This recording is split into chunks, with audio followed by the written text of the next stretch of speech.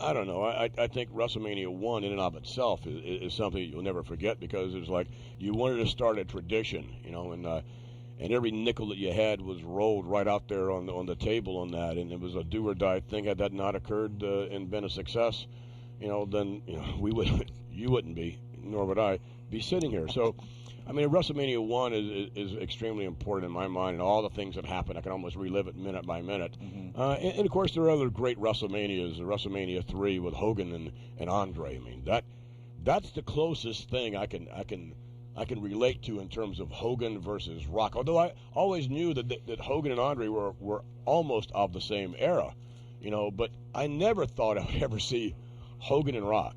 I think that's going to be cool. No matter what happens, it's going to be cool. Sean is going to be at WrestleMania as far as fan access is concerned. I don't know whether or not he's going to be a part of WrestleMania itself or not is concerned. I mean, Sean is who he is. There's only one Shawn Michaels. I dare say there'll never be another, and his contributions to the World Wrestling Federation have been enormous, and it's always a pleasure to be around someone like Shawn Michaels. As far as Brett's concerned, Brett likewise was issued an invitation, but declined and did so in a rather public forum. And he writes a little column or something in the local newspaper, and I guess declined an invitation. I guess maybe you could sum it up that way. In terms of the Jericho matchup, let's not forget, where this event, WrestleMania, is emanating from. Let's not forget that, that Jericho did defeat, Austin and Rock on the same night. I mean, he's got so much going for him, right? And quite frankly, Stephanie in the corner, I think, is a major plus. I think Steph is a great addition. So, if nothing else, a tremendous distraction on the part of Triple H, who obviously still is very much in love with Stephanie McMahon Helmsley. Otherwise, why would he be reacting like this? I mean, just like last night, you take someone who really cares about someone else. He had to care about Stephanie to take the graduation, high school graduation, when graduation was 16-year-old, her birthday, and it was her first car that I gave her.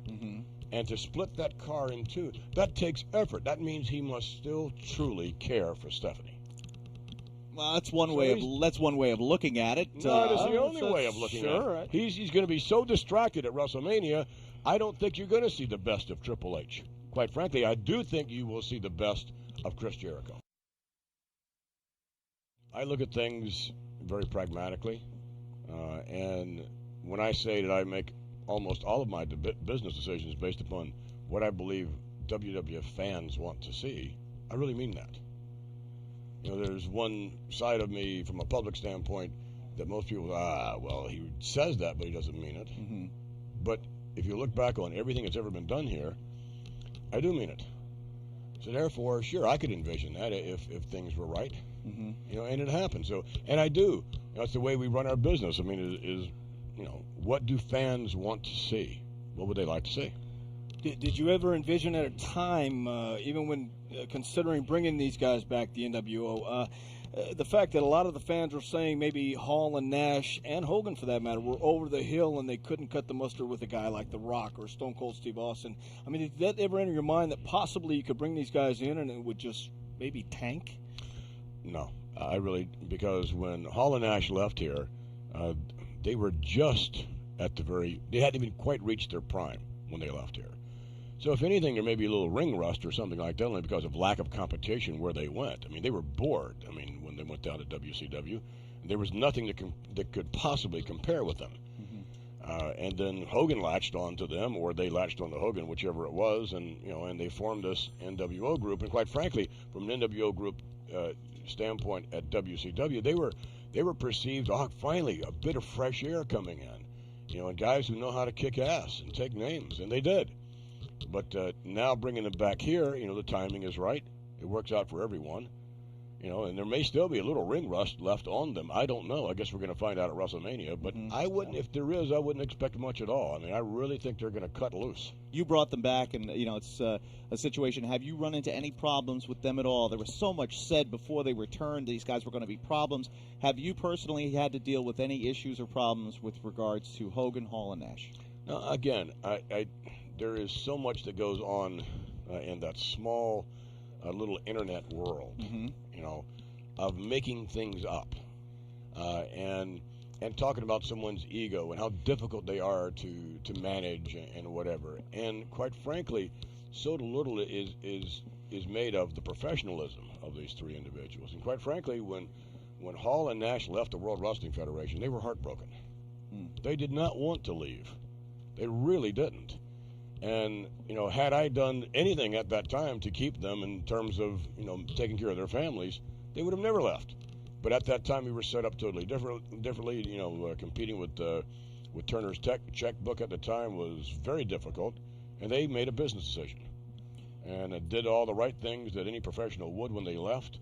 They were consummate professionals when they were here before. Do they have attitude? Yeah, they do. And guess what? In case you guys don't know, I got an attitude. I like guys with attitude. Yeah. So, we've had no problems whatsoever. They are themselves, and in this company, you can be yourself. All things are possible in the World Wrestling Federation. Let me just put it this way. I'm a little, reluctant sometimes to get into the ring, because when I do, I don't want to make anyone look bad in comparison to the way I look. Definitely. So I've got that, as a factor to consider. Because that doesn't go too well a lot of times with some of the superstars. But aside from that, we had a. Let's go ahead and take another look. One more shot. There we go. There it is. Yes, right there. There it is. But aside from that, I would suggest that I could be in action if needed. Exhilaration, again, if I'm the biggest fan I know of our product, so exhilaration. A flood of memories, the challenge of to go and present a spectacular every year that far exceeds the one in the previous year. The fan interaction and the buzz and the electricity that you get off of all of that. I really, that's about as eloquent as I can be, in terms of trying to describe chaos. Obviously, there are always problems at the last minute. There are always things that go wrong that you try to straighten out. Things you can never see coming, So, it's a very challenging day. Yeah. Put it that way. And I know that each and every day of television production is challenging. You just came back last night live at San Antonio, flew back this morning. I'm sure just got a couple of hours sleep here in the office. When does the grind end? When do you take a moment? Hopefully never. What do you take it? Do you take a day off from time to time? Why do you want to take a day off from something that you love? Again, talking about doing what you do for fans, it's the biggest high in the world, the biggest drug in the world is when World Wrestling Federation fans show their appreciation in one form or another. And I don't care whether that's booing or cheering or whatever it may be. When they show their appreciation, for the performances of these WWF superstars who give everything that they have, and my challenge to them was that wasn't enough, because the fans are due more. So even though you gave everything you had from your heart, liver, lungs, and every other organ you have, that was fantastic. Now what are you going to do? Yeah. Because you've got to always up it. I think, is that one of the reasons why you won't say this is the greatest WrestleMania ever? Or, well, I would suggest to you this will be, in a lot of respects, the greatest WrestleMania ever in terms of promotion, in terms of matches you thought you would never, ever see. If you were to tell me last year when we were down in Houston that, okay, one of the main events is going to be The Rock versus Hulk Hogan, I would have laughed in your face. Right. So, to see the battle of these two icons is something I never thought I'd ever see in my lifetime. So, to see this and to see how Stone Cold is going to deal with a Scott Hall and all the ramifications that go with that, and to see whether or not Triple H truly is up for the task of becoming truly a true WWF champion in every sense of the word. To see these things and Ric Flair, if he has his match, if Undertaker decides to take it, I'm going to enjoy that. I'm going to enjoy a lot of these matches.